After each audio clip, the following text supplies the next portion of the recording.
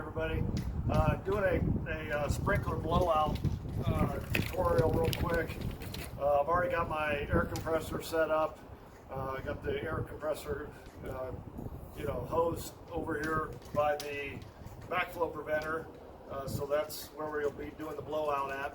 I don't know if show where we got the cord hooked up for the air compressor. So the air compressor, once it gets down to low enough pressure, it'll kick on and keep running while we do the blowout. So the first thing I do is, right now everything is on, which it should be when you go to it. I haven't done anything other than come to it. So this is on, that's on, and I'll leave that on for for the moment. And what I do is the lower one here is the bottom. The bottom one here is the supply side test port, and it's got a little screwdriver valve in there that you use the screwdriver to turn it on and off. If you turn it on right now, water will come out of there, which we don't want that to happen right now, but that's what would happen. That's a little valve. So you just get that on there. That's just depending on whatever kind of a chuck you have at the end of your hose, you need the male side. So when you put the female side over it, it'll connect. So that's all that I'm screwing on there. This is a 1/4 inch threading. So as long as you have a 1/4 inch, little piece there, you'll be good. So I've already got this hooked up to the air compressor, so I'm going to put it on there. And so right now I've got pressure to here, and I'm going to go ahead and turn this just slightly to start putting air pressure onto the water. Okay, it's on. Then I can turn this valve off. That's the supply from the house. So now I'm pressured in here, just like water would be pressured in it. And then I come down here to the valve and turn a valve on. Whichever valve that you want to blow out. So the only valve that's in here right now is a drip valve. Now some of you will have another valve. It won't have this part of it. It'll just be this square piece. That's for your backyard. And so if you have a backyard one, I actually do the backyard first when I do this. But since I only got one valve, I'm doing my one valve. But if I did have a backyard, I'd turn that on first. Now you hear the air compressor just turned on. But I do the backyard first, the grass valve, and just let it run. And you just watch the water coming out of the sprinkler heads. Watch it until it just basically nothing else other than air is coming out.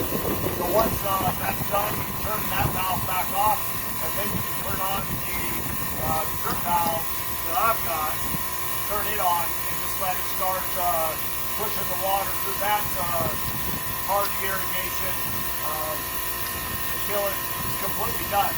Now on the drip side, I need to show you when I open up, make sure you get all the water out. Let's go up to the front and I'll show you. So when we, part of the drip valve, there's these cans, and if you can see inside there's a little valve down in, not really a valve, but it's just it's an end cap is what it is to your drip system. There's usually 2 of those cans, one on either side of the driveway. There's usually one on either side, and then there's usually one in the backyard if you have any plants that are on the drip in the backyard. So all you gotta do is take off the lid, pop it off, and then just reach in there, hold the one side, and then just, it's kind of hard to get 2 hands in there, but you gotta get 2 hands in there, and you just gotta turn it until water starts coming out. You don't want to take it all the way off because you got air pressure on it. So I just unscrew it far enough to where you'll get, okay, you can kind of start hearing it there. It's leaking, and it's you want it to do that until no more water comes out. When that's done, you know the whole system is free of water, and you've done a great job, getting winterizing your irrigation system with the water. So that's all there really is to it. Just make sure you got air coming out of each one of these cans. And again, there's one on either side of the driveway, and usually one in the backyard. Next, hit the other 2 cans. Okay, so we're back. I went around to all the cans, opened up those end caps, got all the water out. Already disconnected the air hose from the chuck here, so I'm ready to finalize this area before we drain the water out in the house, because we haven't drained out the house water yet. So what I do here, I've only got the 1 valve again, so the 1 valve I leave it on. I leave it on all winter long, and then I open up the little drain off valve inside the box as well. I just leave everything open, and in the springtime, obviously you'll shut those things off before restarting, but I just like to leave everything open so water doesn't have a chance to hurt a valve or anything else or collect in the pipes. So then I just go ahead and leave these valves on. I still need to leave this one off until we drain off the house, because that's the supply coming from the house, so I need to leave that off until we do that. But I go ahead and take this back off. We're done with this. It just unscrews off of there. The thing you always have to remember, make sure you turn this off. I don't leave those, that's the only thing I don't leave on is those little testers. Now normally there's 2 black caps. I've got one up top. This one got lost somehow. But if you have a black cap, just put that back on there. Just helps it from the threads from weathering. So now we're ready to go in and do the drain out from inside the house, and which I've already made a video of, and you should be able to see that. That's what we do when we just temporarily shut it off, but this is what you also do when you need to shut the system off for the entire winter. So it's just draining out the last part inside the house, and then we'll be done. I was going to have the video show what kind of air compressor I have as well.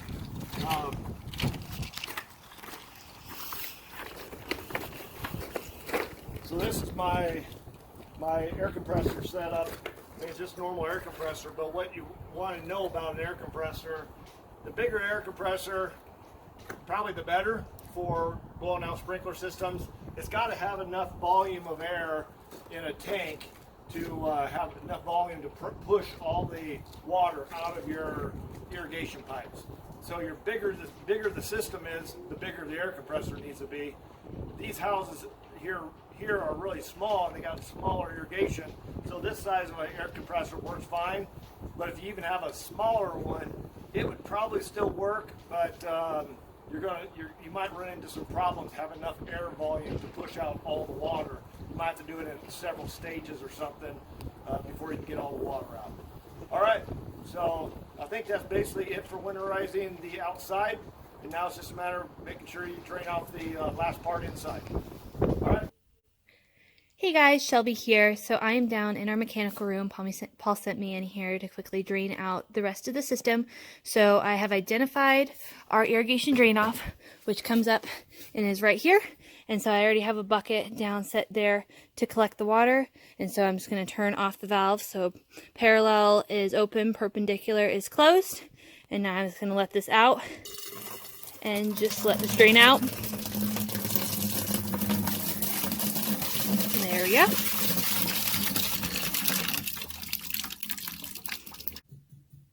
Now it's done dripping, so we'll just close that pipe off, and then we'll dispose of the water, and then we have one other little thing that has to be done.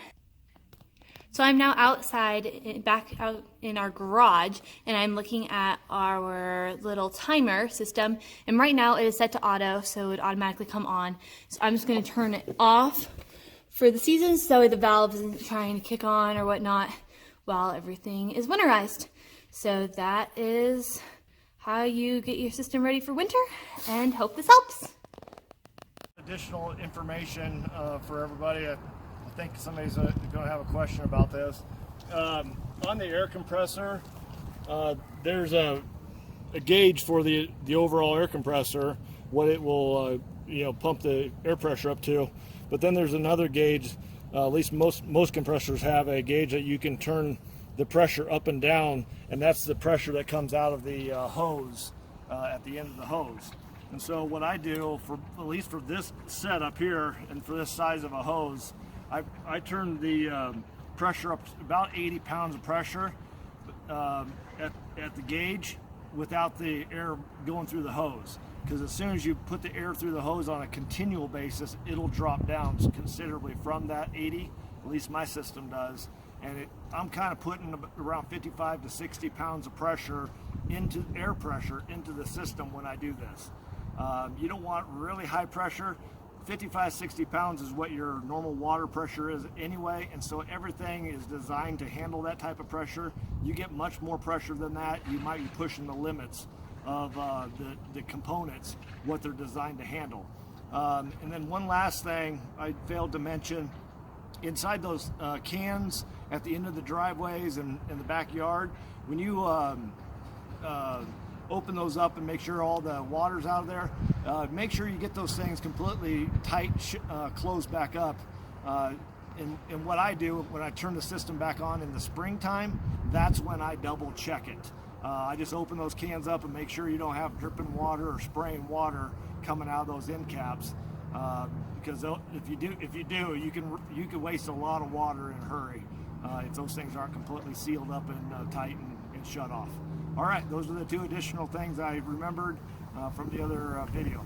Thank you.